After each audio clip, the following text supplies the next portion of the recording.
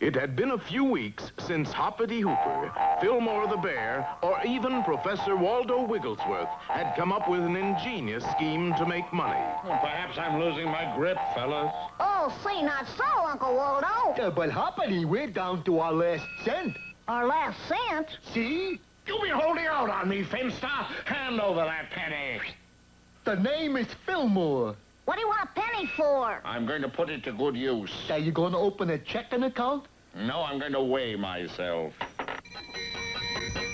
Yes, I'm going to cut down on starches. That'll be easy. Why? 'Cause we don't have any money to buy starches with. Now, wait. I can see it now. Me too. It says 163 pounds. No, do you know why people put money into these scales? To see how much they weigh. So they can cut down on their starches. No, it's to get these little cards that tell them their fortunes. People will pay any kind of money to look into the future. Why, this scale must be full of money. Yes, that's what we'll do. Bust the scale. No. I, Waldo Wigglesworth, am about to become a seer. Huh? I'm going to deal in metaphysics, hyperphysics, mediumistics, spiritism, occultism, divination, theosophism, telepathism, mysticism. Put them all together, they spell money. Money? With my extrasensory gifts, we'll make $1 million.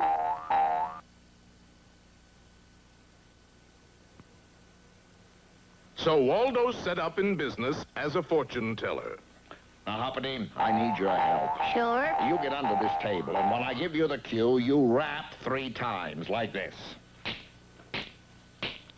You sure this isn't cheating, Uncle Waldo? Hoppity, don't you trust your own uncle?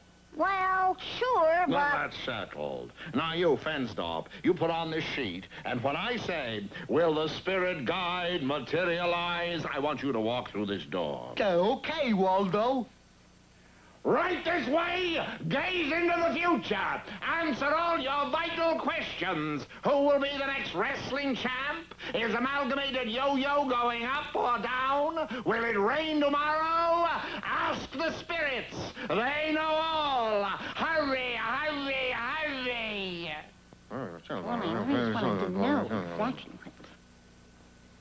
All right, now, fingers on the table. Spirits of the future, if you hear us, rap 3 times. Gee, I can't give a rap. All I can do is... That's a rap. Sounded to me like a croak. But perhaps the spirit has a cold.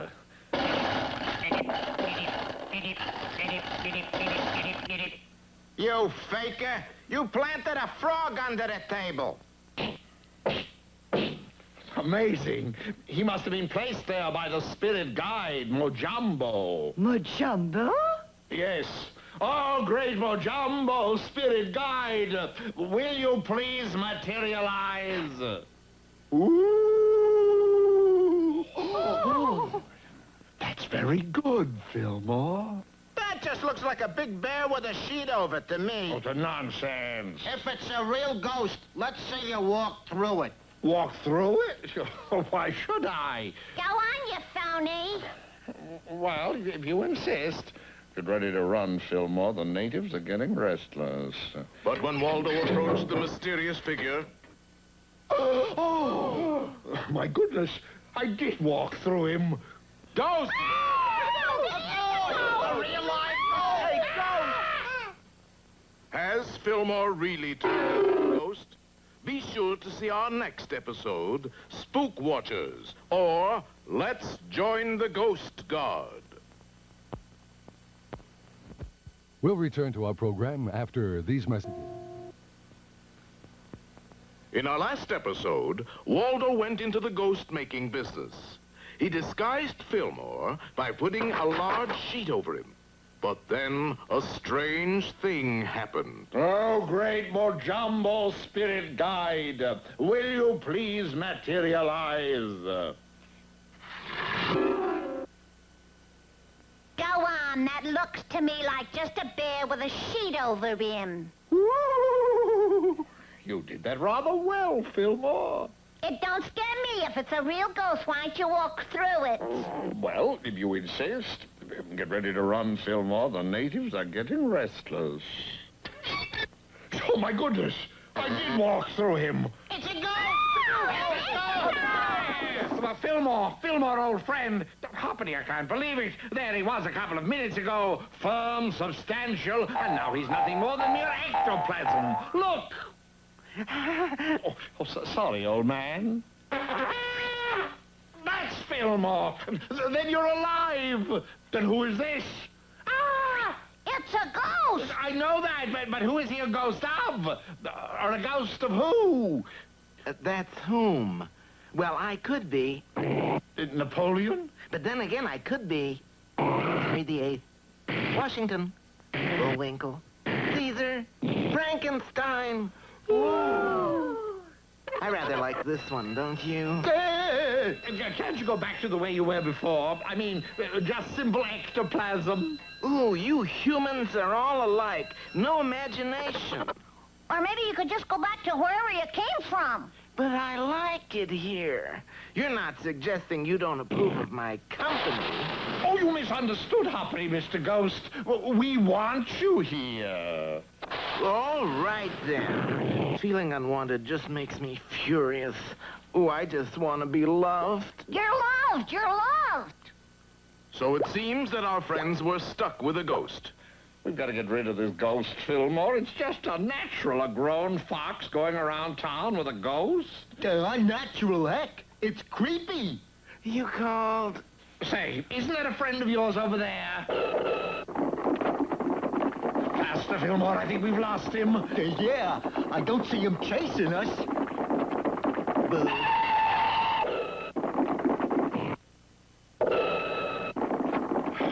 At last, I think we've given him the slip. Boo.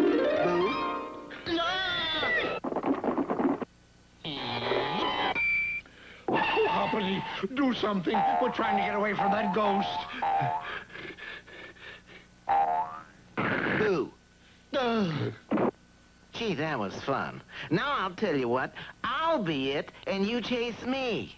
Can't catch me. Gone? Yeah, but I think he's coming back when he finds out we ain't gonna chase him. Fillmore, we've got to think of something to get rid of him. I've got it! Well, we don't know how to get rid of this ghost, right? And where do people go when they don't know how to get rid of ghosts? The Wizard of Oz. No, the library.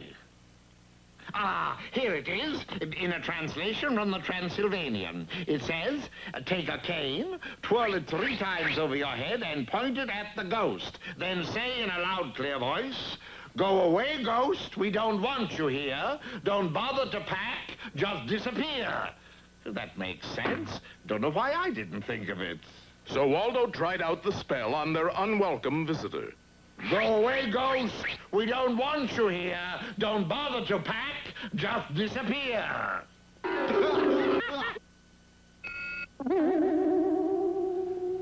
The book didn't work, Waldo. He must have lost something in translation.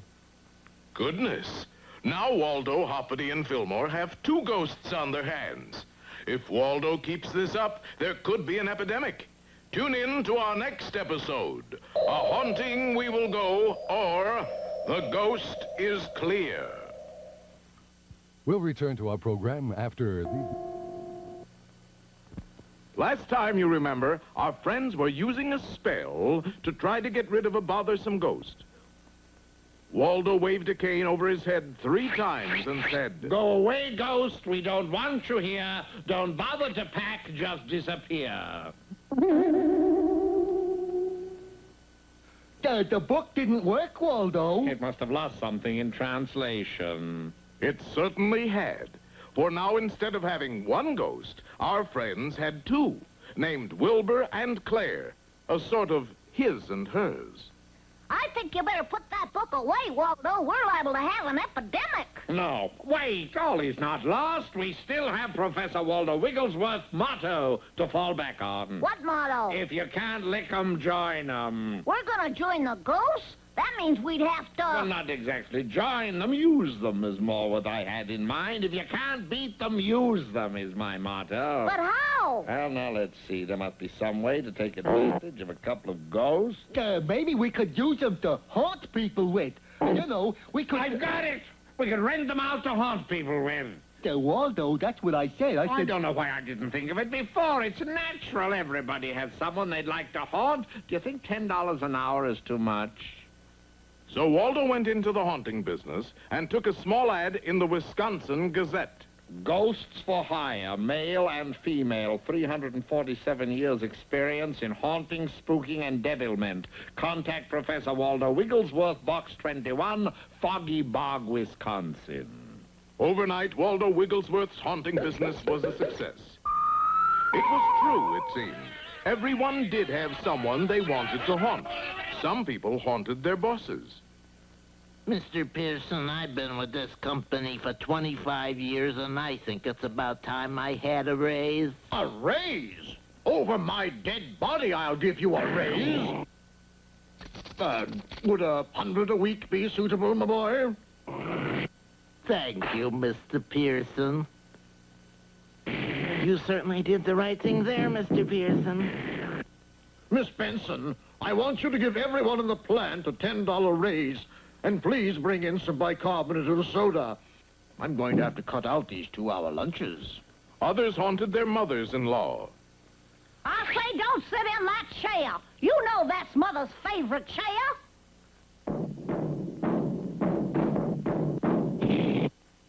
Hello, baby. It's a ghost.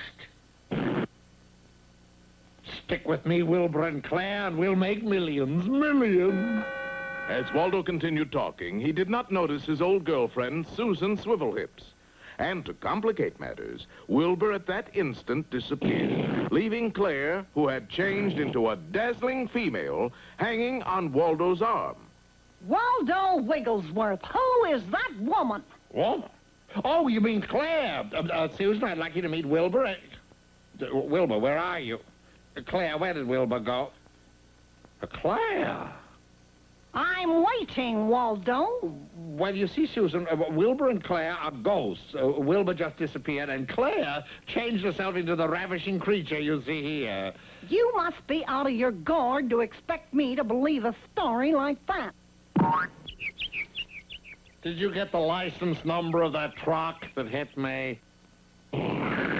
Pardon me, young lady, but is that old man bothering you? You can say that again. You should know better than to try to accost a young lady, a man of your years. Come along, miss. Oh, you poor, poor man. Well, it's all your fault, appearing and disappearing, and now Susan's got off with Wilbur and won't speak to me. Well, just look at it this way. You've lost a girlfriend, but you've gained a ghost friend. Well, Waldo may have gained a ghost friend, but what about Susan Swivelhips? Tune into our next episode. Who's haunting who, or which is which? We'll return to our program after these messages. In our last episode, Susan Swivelhips chanced upon Waldo and Claire the ghost walking down the street and became extremely jealous. Did you get the license number of that truck? Pardon me, young lady. But is this old man bothering you? You can say that again. You should know better than to try to accost a young lady, a man of your years. Come along, miss. Oh, you poor, poor man. But it's all your fault. Now Susan's gone off with Wilbur and won't speak to me. Well, look at it this way. You've lost a girlfriend, but you've gained a ghost friend. But I don't want a ghost friend. I want Susan. Well, if that's the way you feel about it. And then Susan left with Wilbur. It's maddening, Hoppity, losing your girlfriend to an apparition. But this isn't like you, Uncle Waldo, giving up without a fight. Can't you think of some way to get her back? You're right, Hoppity. It's time to sit down and give this predicament some thought. I've got it. I'll woo her back. No ghost can match the Wigglesworth charm. For you, my love. For me? All for you. For you, darling. For me? All for you. How's it going, Uncle Waldo? Wonderful. I plied her with flowers and jewels, and now I'm going to take her to the dance contest. Professor, I didn't know you knew how to dance. Know how to dance, Fillmore? I'm an expert at terpsichore. The shimmy, turkey trot, shag, Lambeth walk, the big apple, you name it, I'll dance it. But those dances are all out of date, Uncle Waldo. Nonsense. No classic dance ever goes out of date. I might even throw in a little pigeon wing. Sure enough, next morning, Waldo had a trophy. You and Susan won the dance contest? Well, not exactly. Wilbur and Susan won that, but I won the Square of the Year award. It's no use, Hoppity. I know when I'm beaten. Wilbur, I hope you and Susan will be very happy together. You hope who will be happy together? Susan and Wilbur, they're going to get married. I don't see that there's any laughing matter. This is going to be the shortest marriage in history. I don't understand. Well, we ghosts only have the summer amongst you humans, and then we go back to what we were. What's that? TV ghosts. TV ghost? You know, when your television isn't working right, you see a kind of ghostly image. That's you? That's us. Big mouth. But summer was over a week ago, and you're still here. Well, that's because we weren't given our calling. You're calling? Yeah, at the first sound of a bugle, poof, there we go. Just an impulse going to thousands of homes all over the country. I always wondered how that television worked. You mean if Fillmore blew his bugle, that you and Wilbur would go back inside the television sets for good? Yeah, you see, during summer reruns, we are given the opportunity to go out among you humans and... Fillmore, blow your bugle as you never blew it before. What's the matter, Fillmore? Blow that thing. I don't know, Professor. I just don't seem to be in the mood. Confound you, Fillmore. You're always blowing that infernal bugle when it's not wanted, and now when it's a matter of life and death. Professor, I am an artist. Then we artists have to have inspiration. You blow that thing or I'll brain you. What do you think of that? It's very inspiring. Well, here we go, kid. Back to the land of situation comedy. And all the news that's fit to see. Doctor, lawyer, private eye. Package shows and sponsors by. Ratings go up, ratings go down. But TV ghosts are always around.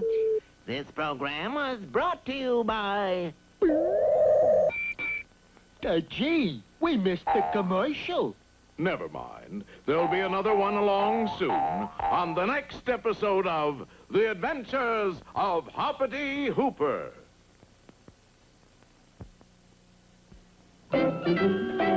It's the law. Look, dear. Stereo. And to think we owe it all to the masked marten. So because of the masked marten, the rich were getting richer. And the poor were getting poorer. However, the masked marten's escapades did not go unnoticed by that great criminologist, Professor Waldo Wigglesworth.